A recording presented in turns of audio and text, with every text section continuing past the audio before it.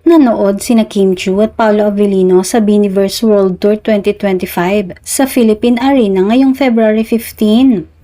Say ng mga Kim Pao fan, post-Valentine's date daw ito ng dalawa.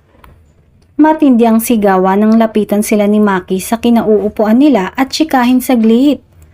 Binigyan din niya ng pagkakataon ng dalawa na makapag-promote ng pelikulang My Love Will Make You Disappear na palabas sa March 26. Binati rin nila ang Blooms.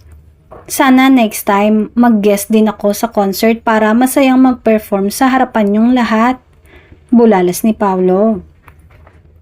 Hiyawan din ng mga Blooms nang kumanta si Kim ng lyrics ng Salamin-Salamin na Hello There Misteryoso. Hirit ng Kim Pao fan, yung never mong na-imagine na pupunta ng Bini concert si Paolo. Napagtripan din nga na hamunin ng Kim Pao na sumayaw ng viral dance craze na Salamin-Salamin ng Bini. Syempre, game na game si Kim. Todo hataw at walang keme.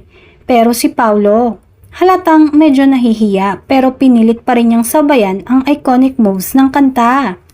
Kahit may konting hesitation, kuhang-kuha pa rin niya ang steps, kaya naman todo kilig ang fan sa kanyang effort. Iba nga daw talagang nagagawa ng love.